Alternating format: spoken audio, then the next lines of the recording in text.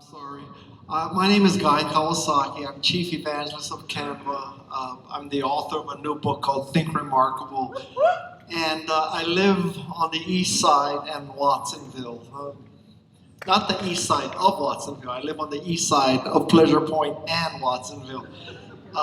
So I love surfing. That's why I'm here. So poor Doug. I can never say no to Doug. So here I am, and I'll be open and transparent. I love AI. I think AI is the best thing that ever happened to a writer, and I use AI all the time. So I'm completely subjective, and when the moderator is completely subjective, it affects the panel. So let's just get that out in the open, okay? I'm going to let each of the panelists introduce themselves. Now, many times the moderator does that and introduces everybody, but I've noticed when I'm a panelist that usually the moderator gets the bio wrong because he or she just pulled it off Wikipedia 5 minutes ago. And so I let each of you introduce yourselves, okay? So you cannot blame me. So how about beginning? Hello? Yes, much better. So hi, everybody. Very happy to be here. Thank you, Doug, for inviting, and Guy, for moderating. I would say it with a French accent because, as you can tell, I'm French. I've been doing robotics for about 22 years now. I studied back in Europe and pursued my career here in the Bay Area. And now a day in Watsonville, where I officiate as CTO of PharmNG, the company that Ethan, CEO of PharmNG, just presented before. To echo a little bit what Guy was saying, I think we live very interesting time today with AI, and that is going to change the way we live in a way we cannot foresee today. But hopefully we're going to talk more about it in this panel.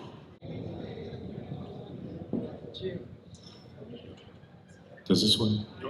So this one is working. Hi, my name is Jim Whitehead. I am a Professor of Computational Media at UC Santa Cruz. I'm also the Associate Dean for Undergraduate Experience in our Baskin School of Engineering.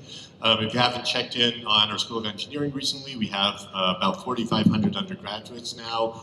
We've grown up and are quite large. Back in 2005, I talked to some students at UC Santa Cruz and asked them, why are you here for computer science? And it turned out they were there because they wanted to learn how to make games. And so that was the inspiration to launch a computer game design degree at UC Santa Cruz, the first in the UC system. We now have 2 different undergraduate degree programs in computer games and over 800 undergraduates studying computer games at UCSC. So, and anyway, I'm very bullish on AI as well. So. All right. Lila and I go back a long way.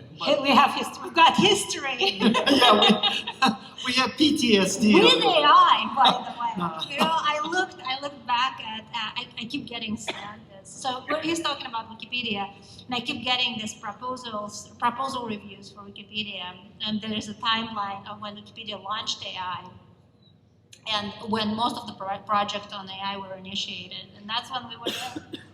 Pretty remarkable. Anyways, I am, I don't know how you classify me. I'm a jack of many things and master of none. I started my first company while I was still at UC Berkeley. I was actually in Lawrence Berkeley National Laboratory. So those of you who've seen the movie Oppenheimer, yeah, you actually see the lab. I think they shot it at the laboratory because I recognize the buildings. I started my first company. It was sequencing of the human genome. It was the Human Genome Project, and it was the first ever genomic browser. You still can see it out there. It looks ridiculous because the 90s, late 90s, UX. And since then, I've done many different companies under the belief that technology and specifically artificial intelligence will change the world, and the fact that our human brains are highly limited compute machines, and we really need some help.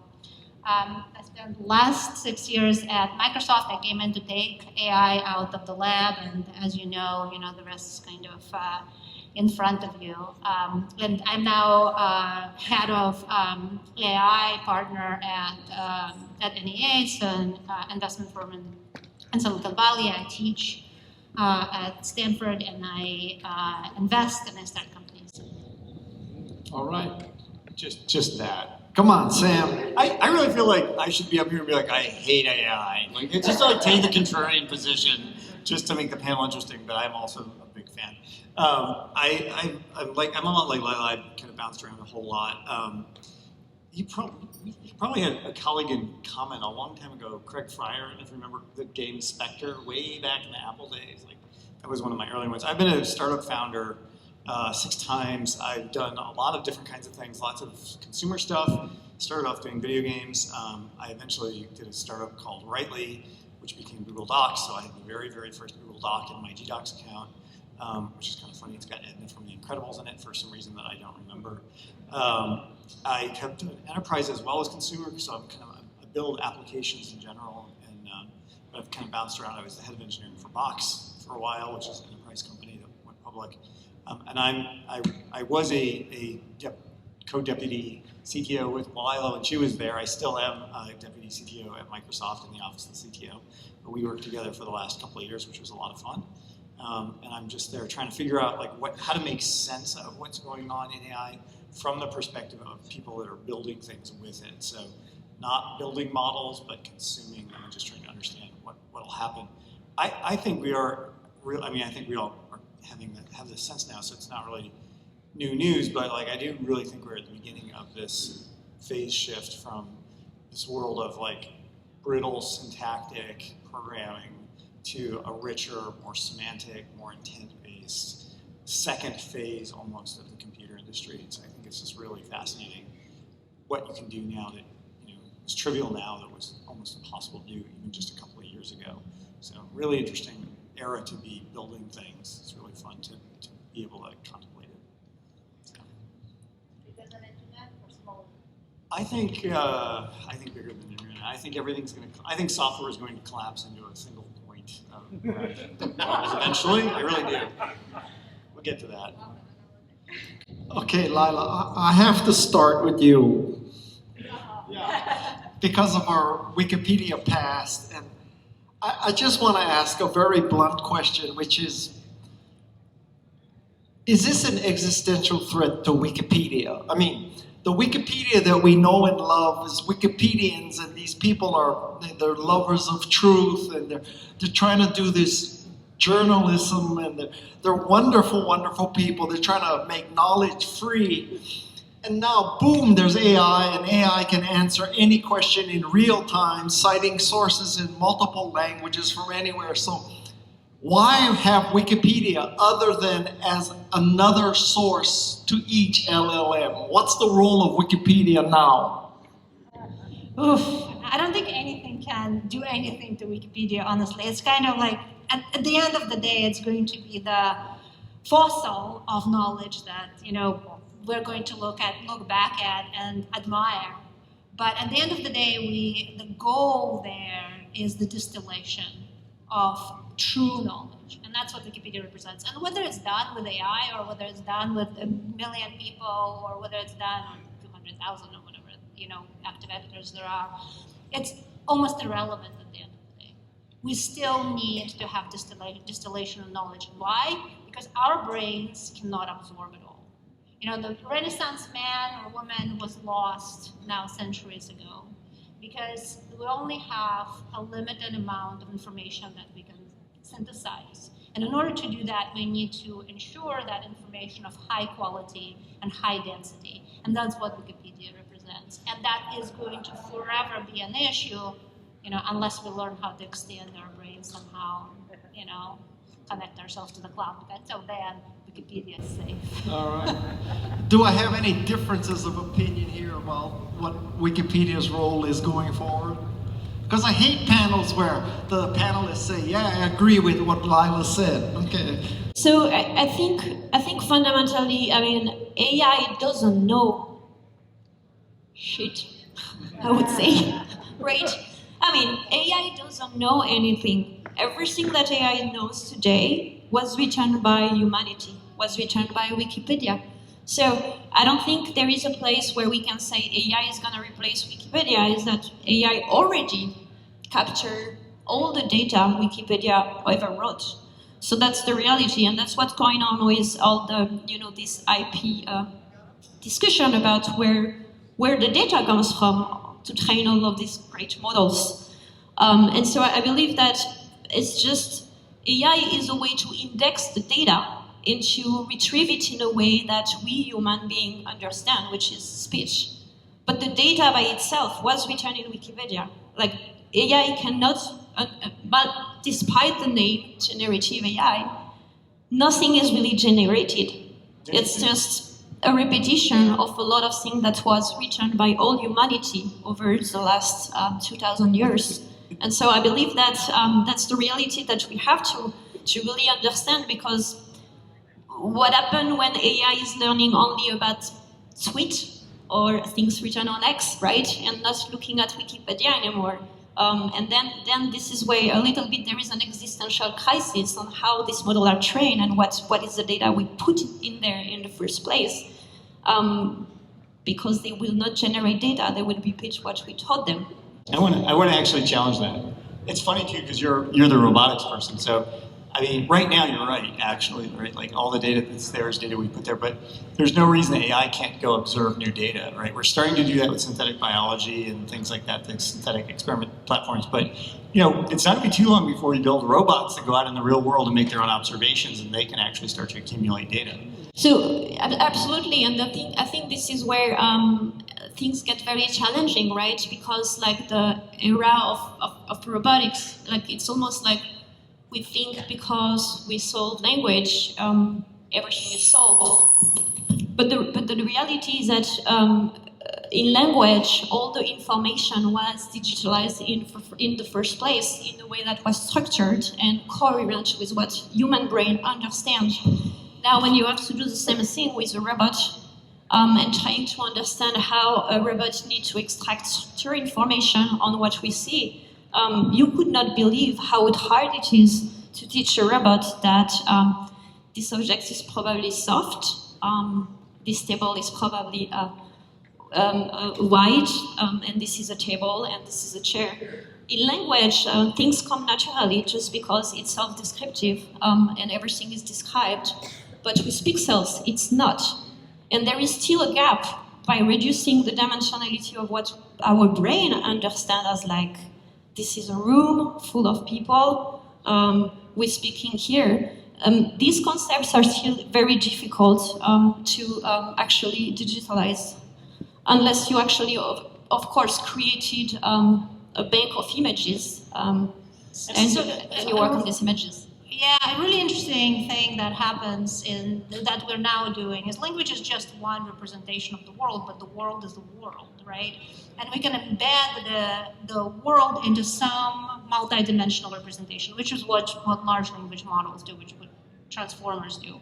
And whether you take sensory data or you take language data, at the end of the day, some concepts get together. And this is why emergent behavior happens. So you teach a model one language, and all of a sudden it starts speaking another language. Why? Why does this occur? It's because the relationship, let's say, between a man and a dog is not that different in English than it is in Japanese, right? And the embedding space, which is what is created by the training, right, of the transformers, is the representation of that. So when we talk about something being soft, yes, there's a word being soft, and then there is the feeling of being soft, and there's the visual of being soft. And in the model, are they going to exist in the same space? And that's why multidimensionality or multimodality is so critically important. So if you look at the latest robotic experiments that are transformer-based, Figma just got, not Figma, sorry, Figure just got funded, and you can see some of the things that's doing. You start seeing the early signals of that multidimensional space coming together. I did an experiment because you said, it's hard to do data like recognizing your crowd of people. So I took a picture of the crowd of people and sent it to ChatGPT and said, describe this image. And I got this image shows an indoor event with a large audience You seated look in a like you're theater-like dying setting. to say something. Say something, come on. Well, I'm just, no. Okay. Okay, this one's way more sensitive than the others. All right, I'll hold this far away, unlike everyone else. Yeah, well, I was just sort of reflecting on, like, Wikipedia itself is really culture, and it's our human culture. And how is Wikipedia different from encyclopedias that came before it? Well, you know, you just look at the tens of thousands of entries on video games and just sort of see, like, yeah, this interest, this human interest in video game culture drove Wikipedia in certain directions. And so I just sort of think about how would language models ever like have that notion of human culture that they would want to be driving Wikipedia in one direction or another. But it does then make me think, like, okay, maybe the language models themselves would make their own Wikipedia that would drive it in a direction that the language models would find interesting, given the right prompt or given the right direction. So will, you know, language models, you know, like obsolete Wikipedia? No, I don't think so, because it's human culture at the end of the day, but, you know, it might be interesting to think of what alternate cultures might exist and what their Wikipedias would look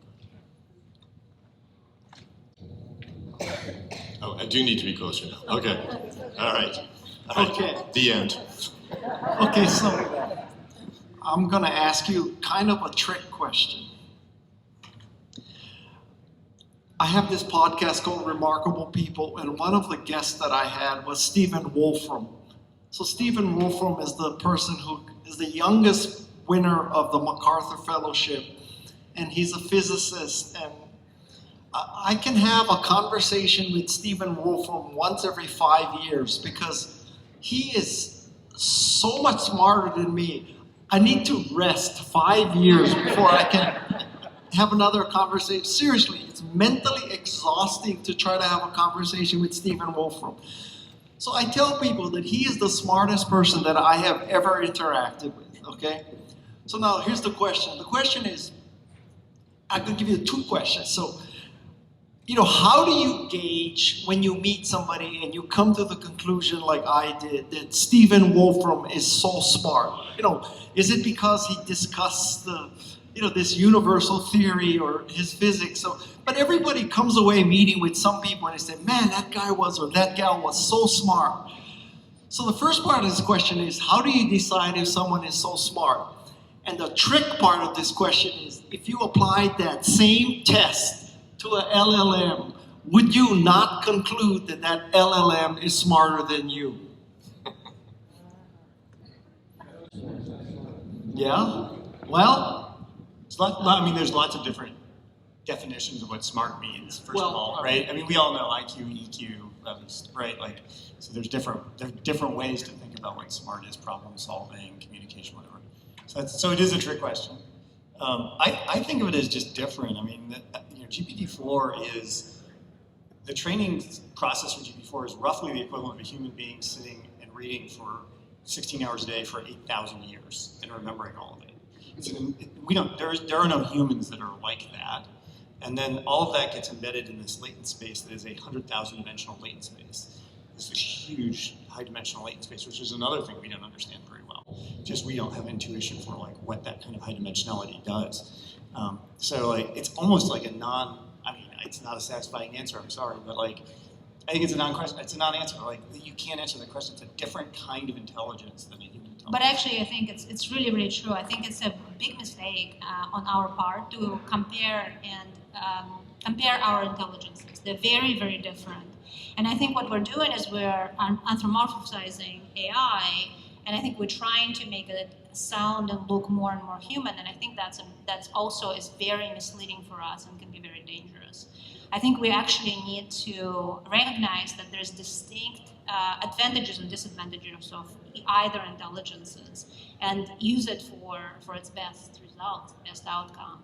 By the way, speaking about Stephen, he is fantastic. And if you have not watched his explanation of emergence of basically life, and computation being underneath it, I highly recommend it. It's really, really fun to watch, and actually exactly what we're now able to do, because between artificial intelligence and high-performance computing, we're now able to figure out things that we weren't even being able to dream about before, like protein folding, things that are, would take us billions of years in our compute clusters. Now we're able to do. So, to your question, I think machines are much smarter than us because they can compute much more, much faster.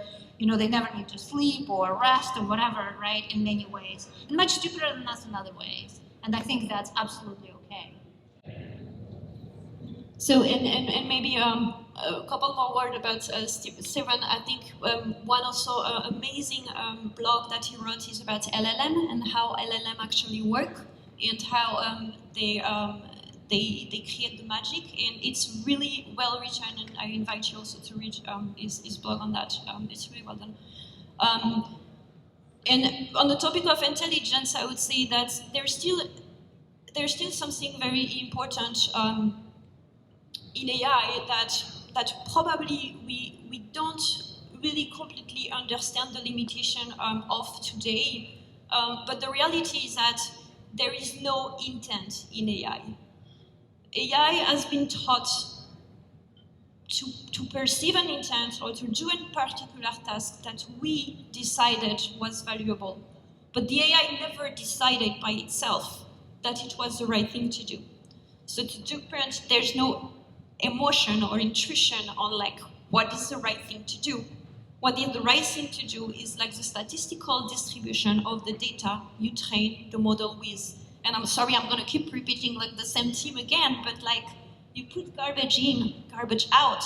That's the problem with AI today, and all these stories about bias and about model being racist. I mean, the models are not racist. It's the data we put in there that was already biased. So that's really important to say that even if it looks intelligent, this is still a giant index. It has no intent. It is not trying to get something out of you. Often it looks like it's polite because it addresses you with a lot of very kind words. But this is because whomever programmed it decided that was the right way to interact with the human. But the AI didn't decide to be kind. So there's no emotion. There's no intent, and there's no emotion in AI today. It doesn't mean that it will not change in the past, but that's the state of the art.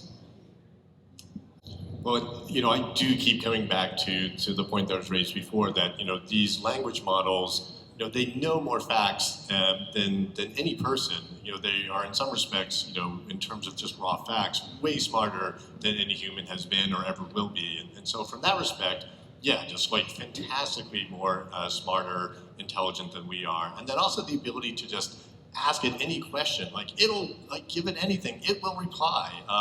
And so in that respect, it's certainly smarter than any of us as well.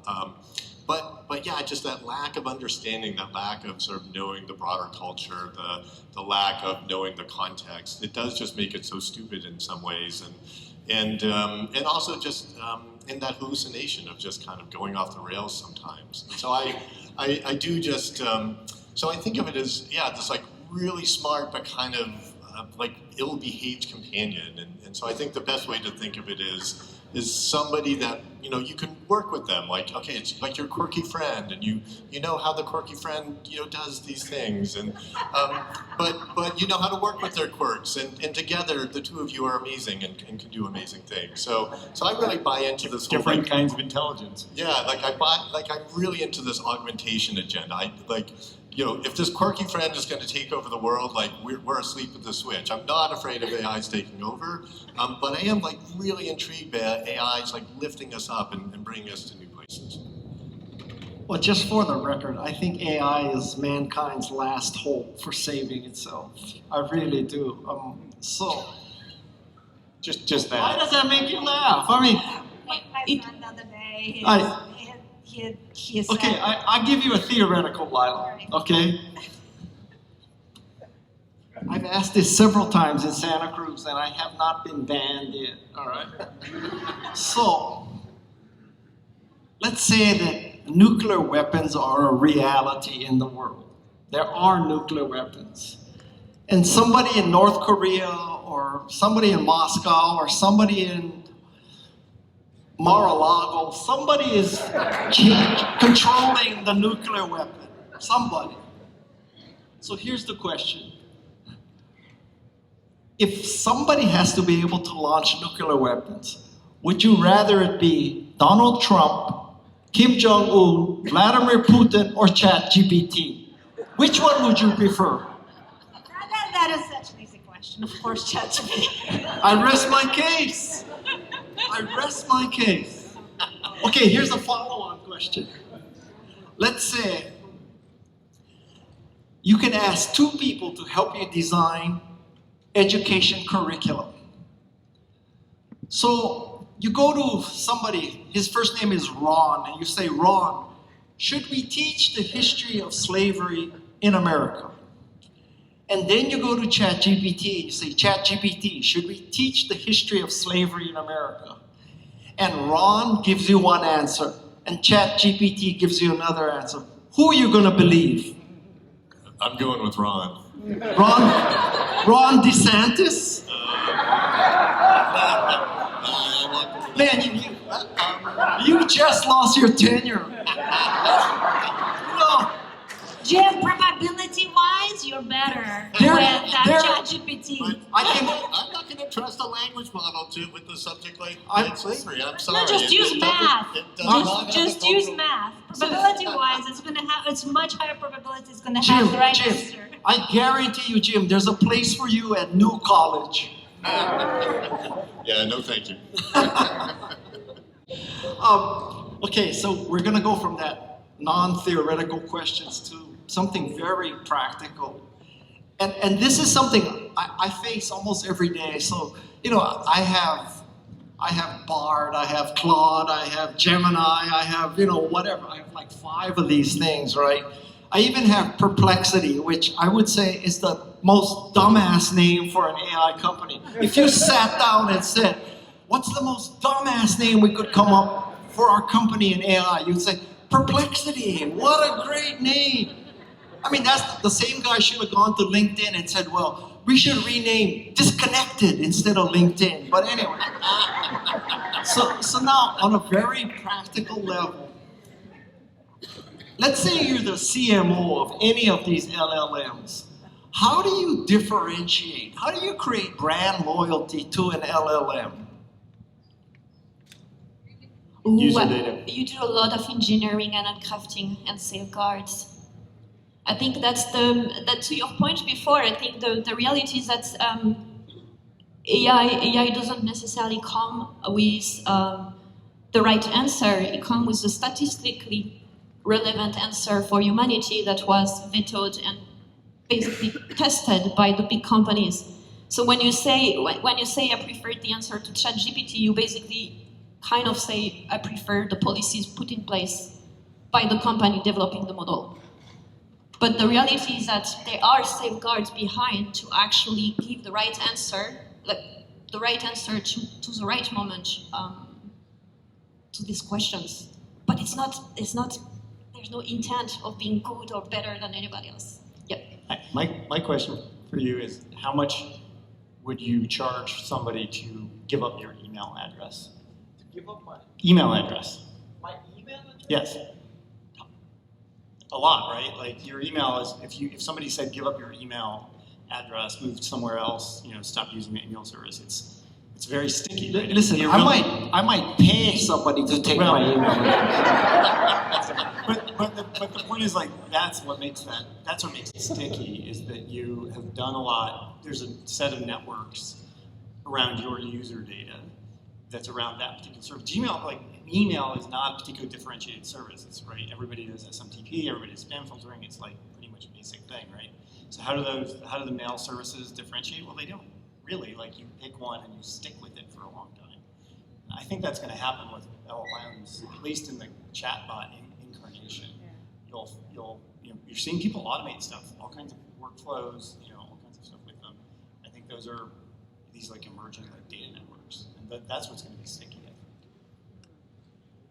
So first of all, you now signed yourself up to help the Perplexity founders with their marketing strategy. Expect a call from me. Second, of course, you can look. There's of course differentiation. It's always the differentiation on speed and responsiveness, on user experience, on how high quality results. But there are also, and I think what Sam is hinting on, I think the differentiation about memory, knowing you, understanding you. As you start interacting with it, you interact with it more and more, the better it gets. It's figuring out what it is that you are after, your intent, right, that you are pursuing. And it can do that. Sam has written some pretty amazing stuff around that. That is, I think, is the holy grail of these chatbots. But I think there's a religious thing too going on, right? And that is, should the LLM control how you use the LLM, or should we just give you the raw power technology and trust you? And by the way, this is a Wikipedia question too. And should trust you that you are going to do the right thing with it, right? And that is, that duality is playing out quite a bit right now. Some of that is played out in the open source versus closed source battles. But I mean, at the root of that is, how do we trust every single one of you in the audience with the power of this tech? Do we trust you? Well, I mean, do you trust every human? Well, look at Wikipedia. Surprisingly, humans as a society, at the end of the day, figure out the right answer. Interesting, huh? That's actually a very good point. That's a beautiful story, yeah. Oh.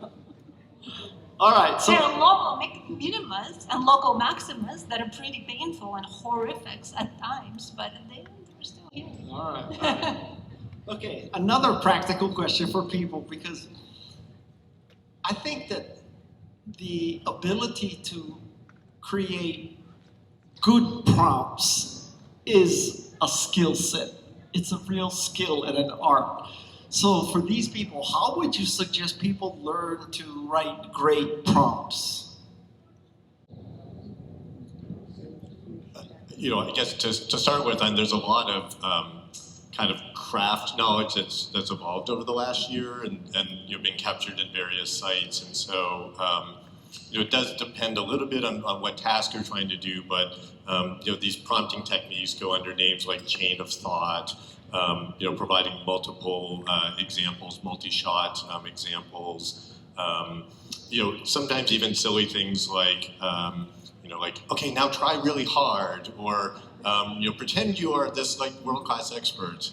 So there's just a lot of just little craft things in there, and that's just in the tech space. And I'm sure Max could go on for quite a long time about prompting techniques in Midjourney, where different cameras and different lenses and even different film types can end up affecting the visuals that come out. So I guess I would say level one, there's a craft that's evolving quite quickly, and kind of go poke around in the internet and learn the craft. I'm sure you have an opinion. I think it really depends on the model and what you're trying to do. I think the prompts, the prompts, it's really going to inform also what kind of answer and accuracy you want in your answer, and what kind of tolerance you have for getting an answer wrong. So I think, I would say that I'm definitely not an expert, actually, in prompting GPT. My little brother is probably, and my little sister are probably much better than me. So I would recommend also to just look at your topic and see online how people solve it, because it does take a lot of iteration to find the right way to ask the question. And thankfully, again, to Lila point, people do the right thing in the end and write down the recipes for a lot of other people, and that's how internet is so powerful today. And I feel like I'm the most contrarian person on the stage. So I actually am very anti-prompt engineering. You can go do what chain of thought, tree of thought, all this stuff. You can learn all of it. And as you're hand building things, that makes sense. But Gemini 1.5 Pro just announced a 1 million token context. We're going to have 10 million token contexts at some point. Those are gigantic. The stuff we've been doing, programming and messing around with this, building these larger systems, it's not free. If you dump a bunch of stuff into a prompt, you can confuse it. You can get contrary data in there that the model will then have to reconcile in some way. Recency matters. There's all kinds of stuff. So I think what's going to actually start to happen is you're going to see tooling to make prompts get constructed just like you do compilers to make programs these days. There's already emerging things that are doing this. One of the people that works in the office of CTO is a guy who invented TypeScript. He invented something called Type Chat, which is a way to prompt the LLMs to completely produce very regular JSON output back out, stuff like that. I think that's just like the beginning of like a long tool chain that's going to start emerging to take data. RAG is this retrieval augmented generation somebody was talking about is a good technique, but it's limited in what you can really do. We're already starting to bump up against the limits, and so we're starting to do a whole bunch of stuff on like how do you do some code augmented retrieval, where you have better retrieval out of the database than just cosine similarity, which is what people use these days. So that's where I think we're going with prompt engineering. I think what we're doing right now is the moral equivalent of like writing assembly code in the very early personal computers, and like it's not going to last much longer. That's sad. I really love one thing about prompt engineering. It forces assembly people. Was fun. But for every one of us here, right? Not technical geniuses. There's an old proverb that says that goes, it's much better to have a strong question than a weak answer. And I think in order for you to have, this is training people that they actually have to think about the question that they are asking in order to get an answer that is full and satisfying. And I think we've lost quite a bit of this training with our children in elementary schools, etc., where it's really important to teach them critical thinking. It's really important to teach them scientific method. And we are training, and it's actually really, it was profound for me because I came from an European educational system, I was sort of dumped in American educational system. And American educational system is very much teaching to a test. It's teaching to multiple choice. It's teaching to just answer questions. And I think it's much more important to step back and think about that in self-intent. What am I actually after? What is the question that I want to ask?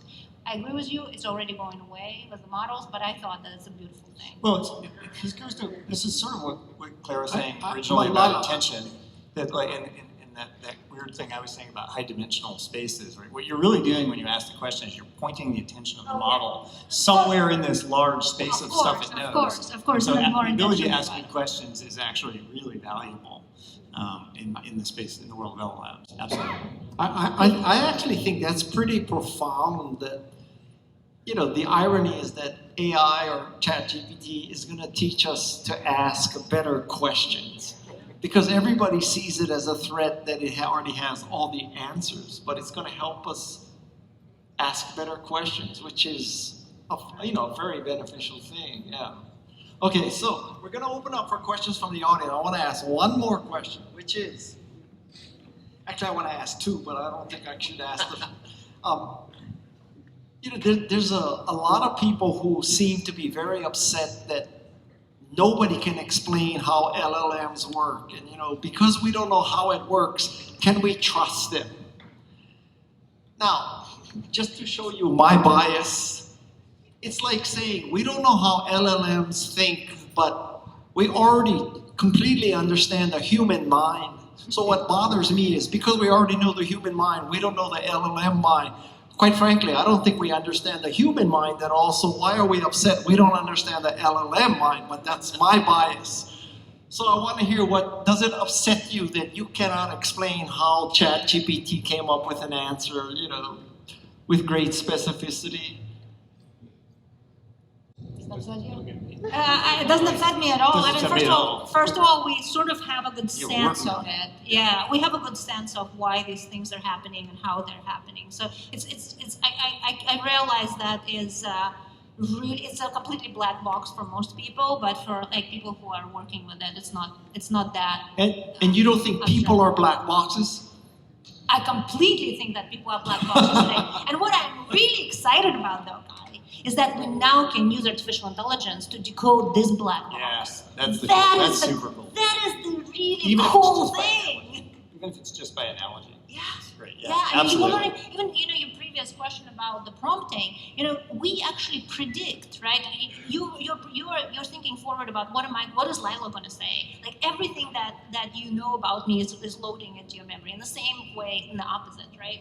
And I think this is helping us understand our own intelligence, but it will help us with neuroscience. It will help us understand how we store memories and how we process emotions and all of these things that are completely black box. And unfortunately, like if your black box is a little bit off, now you have to poke at it with all kinds of primitive medical tools that you actually don't know what they're doing. So yeah, I'm really excited about it. Okay. Yeah, there certainly is some research going on that's trying to figure out how the LLMs work, but yeah, there's still quite a few mysteries in there, and so I think it's exciting to see people kind of do the work and try and figure it out. I also want to kind of put in a plug and say, we've been very text focused in this discussion so far, but one of the aspects of LLMs that gets me super excited is the fact that they can be what they call multimodal, so dealing with speech, dealing with pictures, and so some of the more recent models, they can take text and images and speech and can be outputting a combination of those as well. Just today there was a model released called SEMA, which is like text in and then output is like controlling a video game world trained on multiple 3D video games of kind of recent release. And so that's what gets me super excited is not just understanding the text to text part, but the image plus text or the image plus text controlling a virtual world. All those possibilities get me pretty jazzed.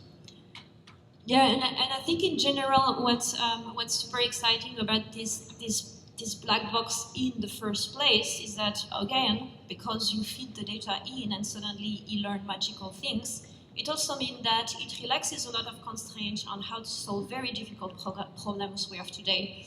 And what gets me very excited is that for the first time in a very long time, it means that the discovery in the next 10 years in fields like neurosciences or gaming or some of these topics that are very specific and difficult and very expert-driven in one direction, we're going to get a shot to actually solve them because we do not need somebody to craft a model or a complicated mathematical model behind to actually make it work.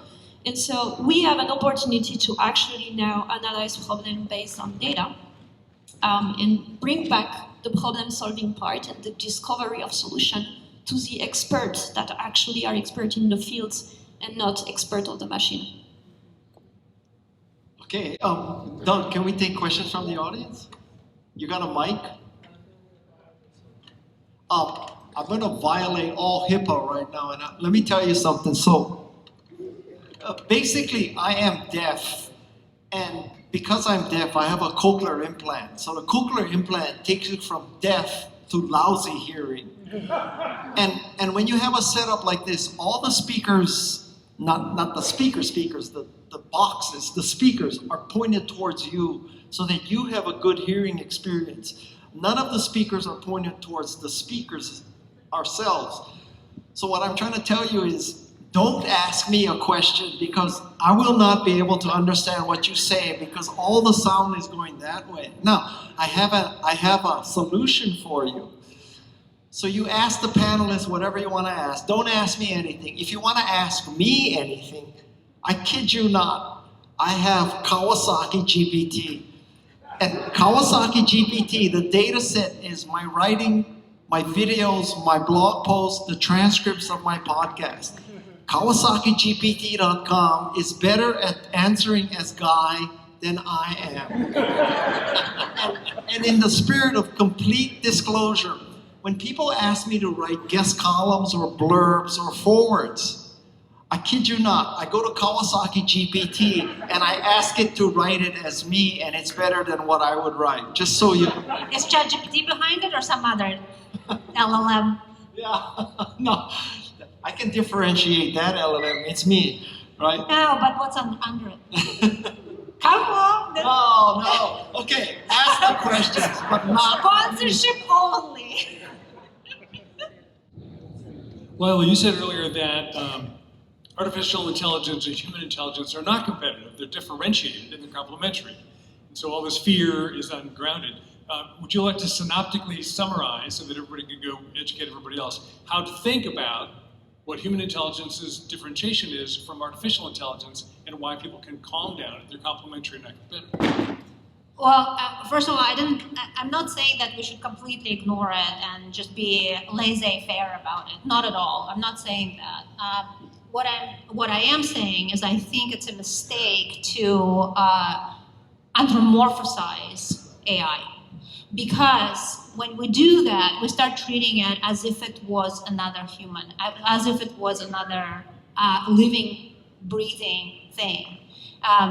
And it's not. It's another type of computational device, and I think it's really important for us to remember that, right? And just like any device, also including our own, it will make some mistakes from time to time.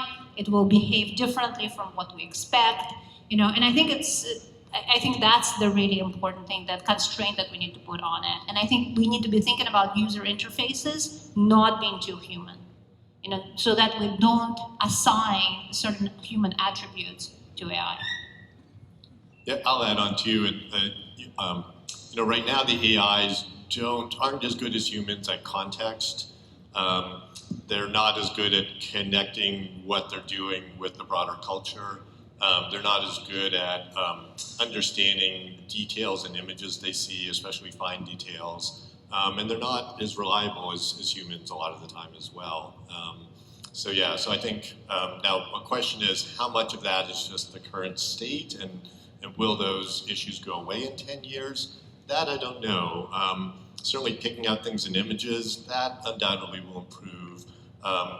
Understanding like context in the small, I think will still be good, will improve.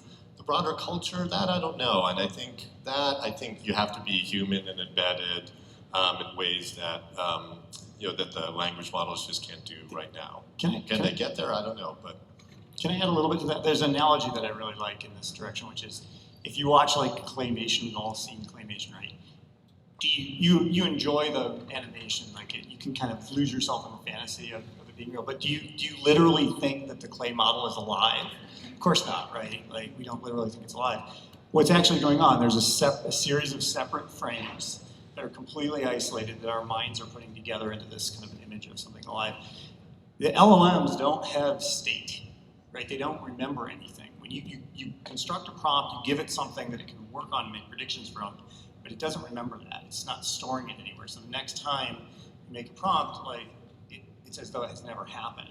So it's like that series of disconnected frames. It's like, this weird kind of consciousness. Is that literally true? Project. It doesn't remember. It doesn't remember. It doesn't train. It's unless you feed it back in. Unless you feed it back in. It's not storing state in the underlying model. The weights don't change, and so we are projecting this kind of continuous consciousness when you're having a conversation back and forth with ChatGPT. Even when ChatGPT is writing the next word, it's not remembering the last token it predicted. It's just predicting the next token one after another, right? So I got to tell you, I know a lot of people like that. Tragically, there are actually human beings like that. Yeah, I apologize brain in advance if this is a poorly formed question, but do any of you have concerns?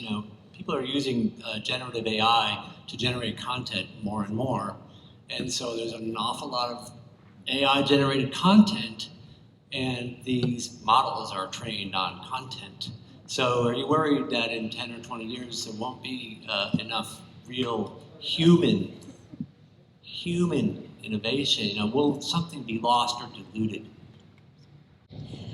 I personally worry very much about it. And that's why I keep coming back tonight. I'm sorry about that, guys, about garbage in, garbage out. But the reality is that if the model is really just a statistical distribution of like what we feed in, the moment we start biasing towards stuff we didn't write, then we're gonna bias the system towards saying something that is an echo chamber, probably, right? If something is very trendy and everybody wants to write with AI context about it, we're just gonna suddenly write more with AI that we wrote down as humanity the last, 2,000 years, I would say, if we were that far to digitalize the world.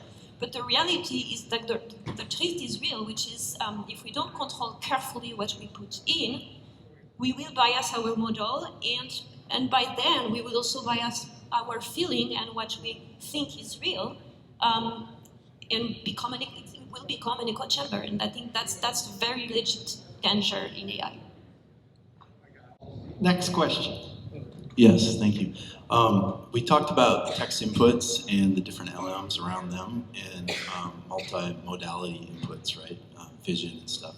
And I'm wondering what your thoughts are on agents and using and chaining together different types of LLMs to do different things for you.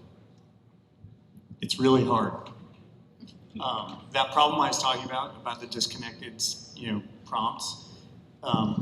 I actually wrote a paper inside of Microsoft that said why, recently with the title of what was why RAG is not enough for autonomous agents.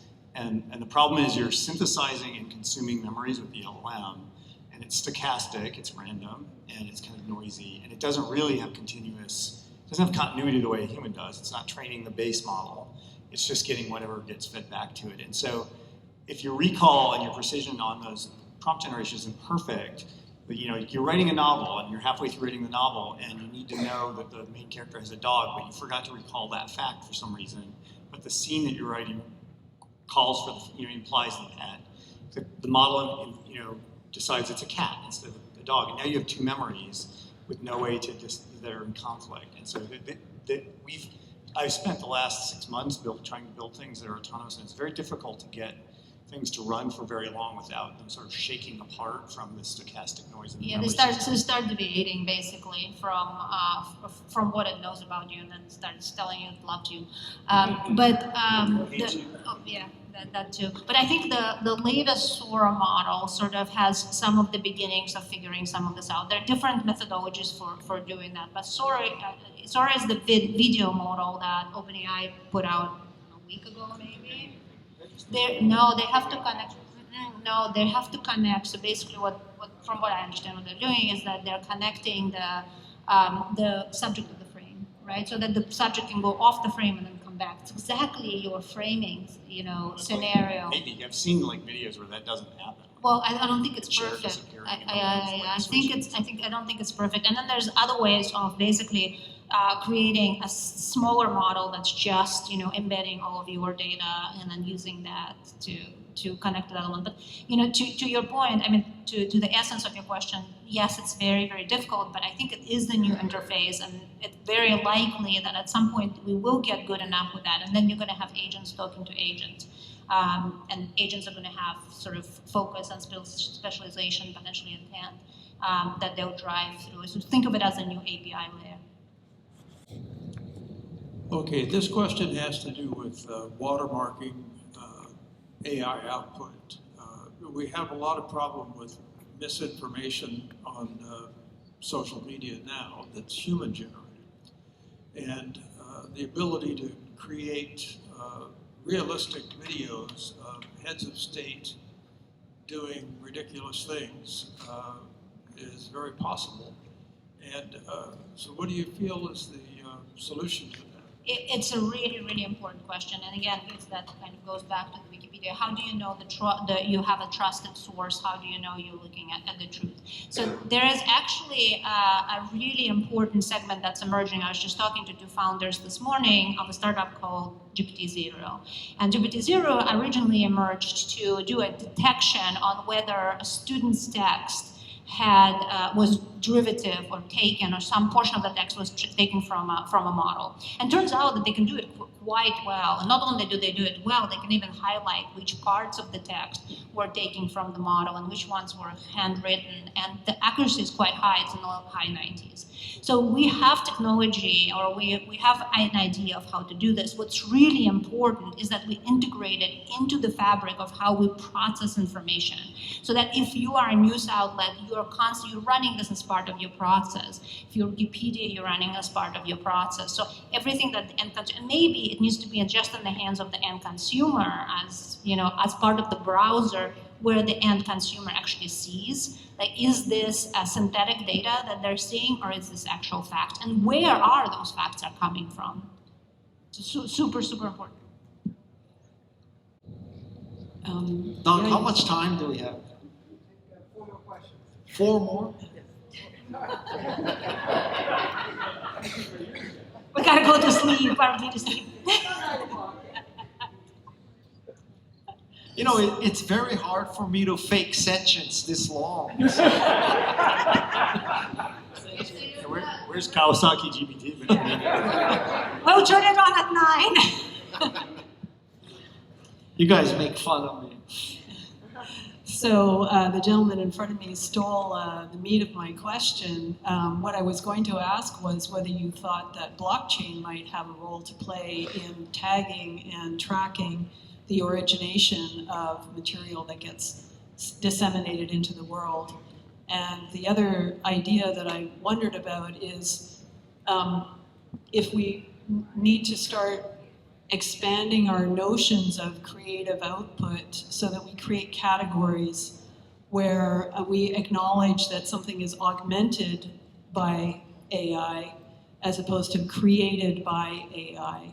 And my preference is to think of it always as augmented intelligence versus artificial intelligence. And if we treat it that way, we'll be a lot better off. So just curious about the blockchain idea. I guess I'll tackle that to some extent. Blockchain is like one way where you can sort of try to fix the authenticity of a piece of information, but there's a lot of different ways that one can do that. If I'm the operator of a site that has a bunch of clip art that you can use, and I've been running that site for many years, and I have my catalog of clip art, and that's also an incredibly authoritative way of saying, like, I own this clip art right here. So I think blockchain is like a way, but I don't think it's the only way. And certainly wholeheartedly agree with your sentiments around augmentation. It's sort of like two broad like trends of thought in artificial intelligence. One is sort of the replacement agenda, and then there's also the augmentation agenda. And so I really come down hard on the augmentation agenda. Doug Engelbart, who sort of came up with this notion of augmenting human intelligence, along with inventing the mouse and the word processor and hypertext and all these other great things. He was very concerned about this idea that as humans, the problems we're facing are getting larger and more severe, and we really need to augment our abilities to be able to solve these problems. And GPT, because it just knows so much and it's able to synthesize things so well, it is this great companion to help us in our problem solving. So yeah, I do feel like it is a technology that helps lift us up. All right, so I actually have a couple questions, and I'll let you guys choose which one's your favorite. The first one is, what do you think is the most exciting application of AI and why? And then also, how do you guys feel about using synthetic data to train models? Do you think it's redundant or is it good? I'll tackle the last half. Synthetic data is like critical. Most of the large models have huge amounts of synthetic data in them. I don't think you can do it without synthetic data. I'll let the others tackle the first one. Oh, sorry, I'm going to talk about synthetic data, or maybe again. I think, so one of the learning at NVIDIA, we did a lot of synthetic generation to train neural network. And so what I really liked about it is you can really very carefully tune the symmetry of the data and make sure that when you train, for instance, detection, you actually really enforce the symmetry and the geographic constraint inside the data. The big advantage also of synthetic data for anything that is 3D information is that you actually do have the ground truth. Because turns out it's actually a lot of things that we see today that sounds very splashy because it works on image. We're like, oh my God, it's solved. Like now all the robots are going to be able to like go around and like solve all the problems. But it's a very different thing to say what kind of like pixel are in an image and actually know what pixel belong to the chair, what does it mean in respect to you, how far you are from the chair, and these kind of things. And of course, with synthetic data, a simulation, for instance, or a game engine, I mean, you have this information right from the start. So it's a very good way to get very clean data. The most exciting application, I think, is in sciences. I think science for centuries we've been basically, my father is a mathematician, 500 papers to his name, like super sort of deep, theoretical mathematician. Ever since I remember myself, since I was like 3, he would just sit there and just really strain on his face, and I'd be like, "Daddy, what's going on? Why do you look so strained and angry?" And he's like, "Lila, if anybody ever tells you you're the crown of creation, tell them they're full of, our brains are so limited. The reality is we just can't hold all of the variables in our minds in order to be able to understand the laws of the universe, right? If you study physics, you like restarted like 3 different times. And the previous version of physics breaks, right? As you go to like quantum from, mechanics or whatever. So what I think is really exciting is that this allows us now to think and hold more in the brain in order to be able to understand how things work, right? Instead of guessing at a formula and then trying to prove it. I think that's extremely exciting. It's going to allow us to create new materials, to find new physical elements, to understand chemistry, and to finally figure out how this robot works and what the hell to do with this, as opposed to the butchery that we call medicine today. So that is the most exciting promise of AI. I guess a 2-part question. One is, we call it artificial intelligence, but is it really intelligence, or does it just know a lot and expresses it in kind of an interesting way? And what happens when we intersect the LLMs with quantum computers? I mean, on the first question, what's the difference? You're asking a question of like these very poorly defined terms, so it's hard to answer. The quantum one has come up. People keep asking like, "Oh, can we use quantum to like train these things faster or something?" And it's just like a mismatch of magnitude right now, right? Like we can maybe make things that are kind of qubits at maybe about 100 of them at a time, and we're talking about current state of our models are 70 trillion parameters, so like it's just many orders of magnitude away from being useful right now. It's a nice idea. Maybe we'll get there eventually, but quantum stuff isn't ready by a lot. Last question. All right, so I am the last question. So as I'm listening to this whole thing, there's an underlying assumption here that AI is making us smarter, or can make us smarter, which I don't disagree with. But so many of our problems today in human society are because of lack of collaboration, a lack or a difference in worldviews that are so deep-seated philosophically that we can't get on the same page to act together as a human society. How can AI help us address that? That is a fantastic question. My personal belief is that we have evolved past what our biological brains have evolved for. So a lot of the things that used to serve us in the savannah no longer serve us. And the only way, people look like me are safe, and people who don't look like me are not safe. This is embedded so deeply. We talk about biases. It's embedded so deeply in the neurostructures of our brain that we are not even aware when we're doing that. And the only way right now we can deal with it is through, years of therapy and training and, EQ, training and things like that.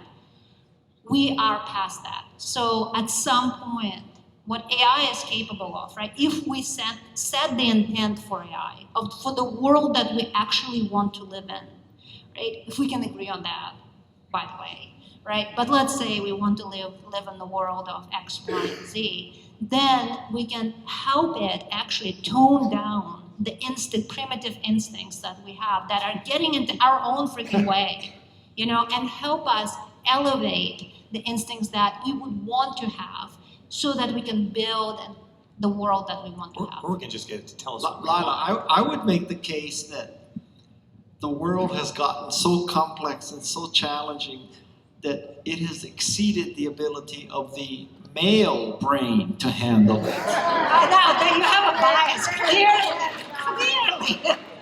Lots of snaps from the audience. All right, will you please join me in thanking our panelists? Thank you. Yes, thank you. Thank you, Guy Kawasaki. Thank you, guys. Thank you, our panelist merch for has socks for you.